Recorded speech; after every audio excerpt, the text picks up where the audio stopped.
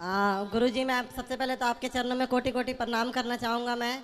और मैं क्षमा चाहूँगा क्योंकि मुझे है ना, आपको मैंने बहुत आपकी कथाओं को सुनता हूँ और मुझे बहुत प्रेरणा भी मिलती है आपकी कथाओं को सुनकर। और मुझे थोड़ी घबराहट हो रही थी, तो इसलिए मैं बैठा हूँ आपके सामने, तो इसलिए मैं बताइए। क्षमा चाहूँगा। और मैं एक मुस्लिम धर्म से हूँ और मैं ये राधे राधे मित्रों, क्या हुआ जब एक मुस्लिम सनातन धर्म अपना के श्री अनुरुद्धाचार्य महाराज जी के आश्रम में आया? आइए देखते हैं इस वीडियो में। पूछना चाहता हूँ, मैं सनातन में आ तो गया हूँ, पर मैं ये पूछना चाहता। आप मुस्लिम हैं? हाँ, क्या नाम था आपका मेरा पहले? पहले जावेद नाम था। जावेद। काफ़ी लोग जानते भी होंगे। तो तो आपने हिंदू धर्म अपना लिया है? हाँ हाँ, क्योंकि सबसे पहले मैं एक बात कहना चाहूँगा, क्योंकि काफ़ी लोग मुझसे कहते हैं कि तुम हिंदू बने हो।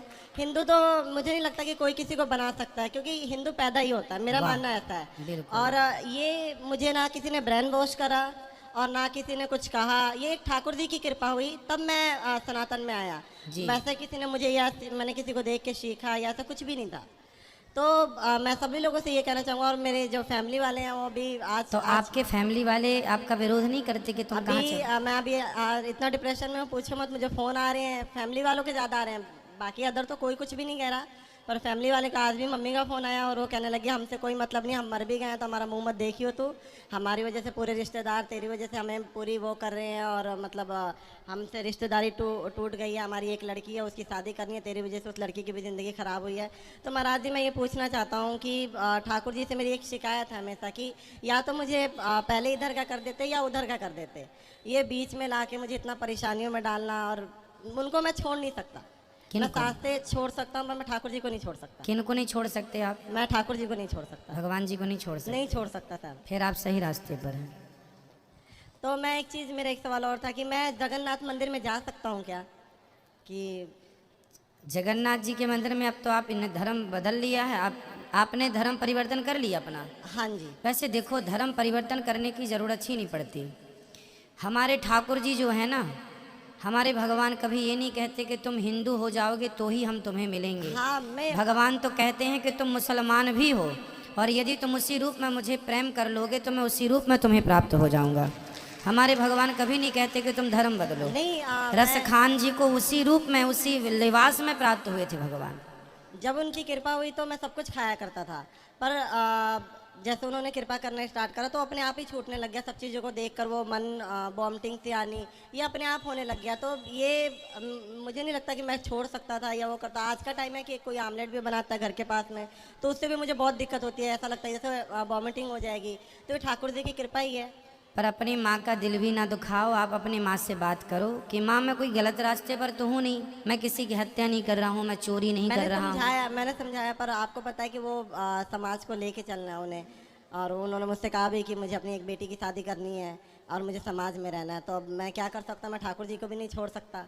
तो मुझे समझ नहीं आ रहा। तो आपको ये भक्ति का रोग कब से लगा? मैं बहुत छोटा था। मेरी जो परवरिश हुई है वो मेरी नानी के घर पे हुई है। अच्छा। तो वो नानी के जाने के बाद मामा मामी दिल्ली लेकर आए, उन्होंने मुझे 11 साल की एज में काम पे लगा दिया। तो मुझे तो काम वाम का पता नहीं था, मैं वहाँ बैठा रोता था। तो मेरे ख्याल 2012 एक साल बीत गया। समय ऐसा बीत जाता और पता भी नहीं लगता, और आदत पड़ जाती है उस चीज़ को झेलने की। तो वहाँ पे एक पन्नी आया करती थी, मतलब जैसे हम लोग ये आटा चावल वगैरह पैक करते हैं ना, तो वो पन्नी आया करती थी। तो उसमें कृष्णा पन्नी के नाम से आया करती थी, और उसमें छोटी सी कृष्ण जी की छवि छपी हुई थी। उन्होंने हाथ में मुरली रखी। मुझे पता नहीं था उस टाइम पे कृष्ण क्या है, और मुझे बिल्कुल भी इस चीज़ का अंदाज़ा नहीं था। तो मुझे बार बार ऐसा लगता ना कि कुछ टाइम बाद कि वो मुझे देख रहे हैं, वो कभी इशारे कर रहे हैं। तो मैं आंटी को बोलूँगा, आंटी ये देखना, ये जो फोटो बनी मेरे को देखता है और कभी कभी इशारे करता है। तो आंटी कह रही, तो मतलब उन आंटी को लगता था कि बच्चा है या वैसी पागलपंती वाली बात है, ऐसा कुछ भी नहीं होता। वो मुझे बार बार कहती। मैंने कहा आंटी आप जाओगे फिर ये ऐसी होगा। और मैं कई बार मैं दोपहर की रोटी खाता था तो मुझे ऐसा लगता है जैसे मुझसे कह रहे कि मुझे भी भूख लगी है, मेरे को भी दे। तो मैं आधी रोटी निकाल कर और सब्जी देता था, और भगवान जाने वो कहाँ जाता था मेरे को बिल्कुल नहीं पता। और फिर उसके बाद से इतना उससे प्रेम हो गया कि मैं उस चिट को उखाड़ कर अपने साथ लेकर आया। डेली ले आता। फिर उसके बाद से जो मेरे मामा मुमा थे उनसे वो लोग मुझे मारने पीटने लग गए कि तू ये क्या कर रहा है, ये है वो है, जो भी हो। और उसके बाद से फिर मैं 13 साल का जब हुआ था मैंने घर को छोड़ दिया, क्योंकि उस टाइम में पता ही नहीं लगता था। और मैं खुद कई बार सोचता हूँ तो भाई 13 साल की एज बहुत कम होती है, और मैंने कैसे वो करा, वो समय ठाकुर जी तो पता नहीं लगा। तो मुझे लगता है कि ठाकुर जी की कृपा है और ये वहीं से हुई है। किसी ने ना मुझे सिखाया, ना मैं जिस फैमिली में काम करता था वहाँ भी ऐसे नहीं कह सकते कि वहाँ पे बहुत ज़्यादा भक्ति थी, वहाँ पे नॉर्मल भक्ति थी। तो ऐसा कुछ भी नहीं है। तो ये मुझे लोग कई लोगों की शिकायत है कि मुझे मेरा ब्रेन वॉश किया गया है या वैसा किया, तो ऐसा कुछ भी नहीं। किसी सनातन ने, किसी ने भी मेरा ब्रेन वॉश नहीं करा। मैं अपनी मर्जी से आया हूँ और मुझे उसमें भी कोई दिक्कत नहीं थी कि मैं दोनों को लेके चला था, पर लोगों ने मुझे इतना परेशान कर दिया तो मैंने वो धोबी का कुत्ता घर का ना घाट का, वो वाली सिस्टम हो गया था। मैंने कहा फिर सनातन में आ जाऊँगा, क्योंकि मैं कान्हा जी को नहीं छोड़ सकता। तो अभी कहाँ रहते हैं आप? अभी मैं दिल्ली में रहता हूँ और ठाकुर जी की थोड़ी दया हुई तो ब्रजवास कर लूँगा बहुत जल्द, और आपका आशीर्वाद रहा तो गुरु जी। बिल्कुल ठीक है। सनातन धर्म में और मुस्लिम धर्म में क्या अंतर लगा आपको? आप तो मुसलमान में जन्म लिए हैं और सनातन को फॉलो कर रहे हैं, ये बताइए दोनों में क्या अंतर? ये लोग लड़ते क्यों हैं धर्म को लेके? मुझे तो ये पता नहीं, क्योंकि मैंने इतनी उन चीज़ों में पढ़ाई नहीं कर रखी। सनातन मुझे ऐसा लगा कि सनातन एक शांत धर्म है जहाँ मन को शांति मिलती है, और किसी के लिए मतलब किसी जानवर को काटना पीटना नहीं होता। तो सनातन इसलिए भी बहुत ही अच्छा है क्योंकि हम किसी का जान लेकर अपना त्यौहार वगैरह नहीं मनाते। जी, जैसे कि होली हो गई, दिवाली हो गई, तो कभी भी ऐसा नहीं होता कि किसी हमारे यहाँ दीपक जला करके हाँ, त्योहार दीपक मनाते हैं। जलाकर और मिठाइयों के साथ। तो ये बहुत अच्छा है और अच्छा लगा सनातन बहुत। और अब भी मैं सनातन में ही हूँ, तो मैं अपने आप को सनातन ही मानता हूँ। बिल्कुल, आप पूर्ण सनातनी हैं। इस धरती पे प्रत्येक जीव सनातन ही है मेरे भाई। रास्ता भटक गए हैं लोग, बस ये समझो, रास्ता भटक गए हैं लोग। किसी धर्म में किसी की हत्या करना जायज़ नहीं है। आपको क्या लगता है, किसी की हत्या करना सही है? नहीं, ये तो बिल्कुल गलत बात है, क्योंकि धर्म को अगर वैसे भी लेके चलें तो धर्म को ना के लेकर भी चले तो लोग एक्चुअली बहुत सनातन जो लोग खाते हैं उनसे भी मेरा वो चाहे जो भी खाए वो, क्योंकि जान सबके अंदर होता है। मैं पहले छोटा था तो मैं जाया करता था मुर्गे की शॉप पे, तो वहाँ एक मुर्गा इतना तड़पता है कि उसको देखकर अब जब देखता हूँ तो मुझे ऐसा लगता है कि भाई क्या हो रहा है ये उसके साथ। वो इतना तड़पता है, अगर कोई जाके उसको करता हुआ देख लेना, मैं लोगों को कहता हूँ कि छोड़ दो, तो लोग कहते हैं कि हम थोड़ी ना काट रहे हो, तो वो काट रहा है। तो सर गुरुजी मैं चाहूँगा इसके ऊपर भी कुछ आप बताएं कि जो लोग ये कहते हैं हम नहीं काट रहे हैं वो काट रहे हैं, हम जान नहीं ले रहे हैं। भाई पर आपके कारण ही तो वो मर रहा है। हाँ, मैं भी आप यही कह ग्राहक बन करना जाते तो उसकी हत्या ना होती। तो मेन जिम्मेदार हत्यारे तो वो ही हैं जो ग्राहक बन के गए हैं, और गुरुजी असली हत्यारे वो हैं। मेरा एक सवाल और भी है कि बहुत हमारे सनातन लोग हैं जो इन लोगों को किराए पे दे देते हैं, जो मुर्गा मर्गा काटते हैं, जो भी धर्म से मुझे नहीं पता, पर उनके लिए भी कुछ आप मतलब उनको इस चीज़ का पाप लगेगा नहीं लगेगा? बिल्कुल, पाप तो देखो किसी की, हमारे सनातन धर्म में तो लिखा है अहिंसा ही परमो धर्मा। हमारे यहाँ तो चींटी को भी आटा डाला जाता है, कुत्ते को रोटी, गाय को रोटी निकाली जाती है।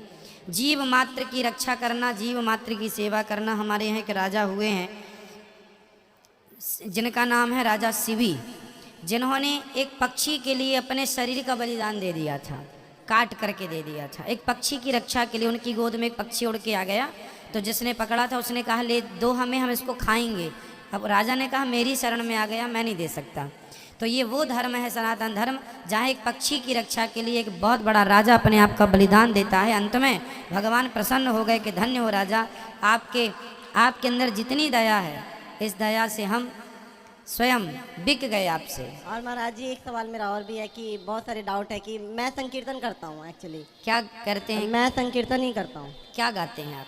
मैं कृष्ण संध्या। तो मैं ये पूछना चाहता हूँ कि जो भी मेरे से लोग कराते हैं, अब क्योंकि इस तरीके की बातें चल गई कि ये संकीर्तन करेगा तो हमें इसका पुण्य नहीं लगेगा, तो मैं ये पूछना चाहता हूँ कि अगर मेरे करने से किसी को पुण्य नहीं लगता तो भाई मैं नहीं करूँगा।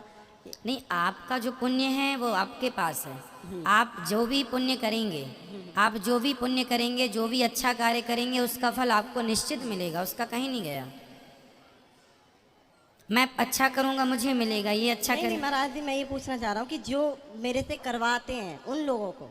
अब जैसे वृंदावन में बहुत सारे मंदिर हैं, हाँ, उन मंदिरों में कीर्तन के लिए लोग बुलाते हैं कि आप आके 2 घंटे कीर्तन करो, आप भी करो, तो आप कीर्तन कर सकते हैं। वो तो वहाँ की नियमावली है, कीर्तन करना है, कर सकते हैं, कोई दिक्कत नहीं है। आप अपनी माँ को, अपने पिताजी को समझाइएगा कि वो परेशान ना हो, आप सही जगह हैं। सनातन धर्म मीन्स आप खुद कह रहे हैं कि शांति का अनुभव है। पूरी दुनिया आज नहीं कल इसी शांति की ओर बढ़ेगी जिस शांति की ओर आप आज बढ़ गए हैं।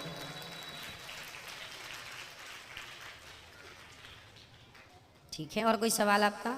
नहीं गुरुजी, मैं एक छोटा सा भजन आपके दरबार के लिए गाना हाँ चाहूँगा। हाँ गाइए।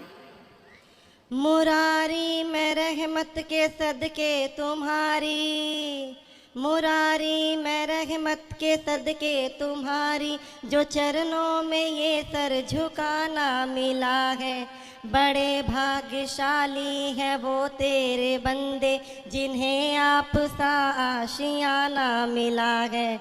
महाराज जी, मैं कहना चाहूँगा कि जितने भी लोग हैं वो बड़े भाग्यशाली हैं जो इस कथा पंडाल में बैठे हैं, और हर सवाल का मुझे आज लगा कि कुछ जवाब मुझे मिला जो मैं खुद तलाश रहा था। तो इसके लिए मैं बहुत बहुत आपका धन्यवाद करना चाहूँगा। राधे राधे, जय श्री कृष्णा सभी को। खुश रहिए, भगवान आपको सदा सुखी और स्वस्थ रखे, प्रसन्न रहिए।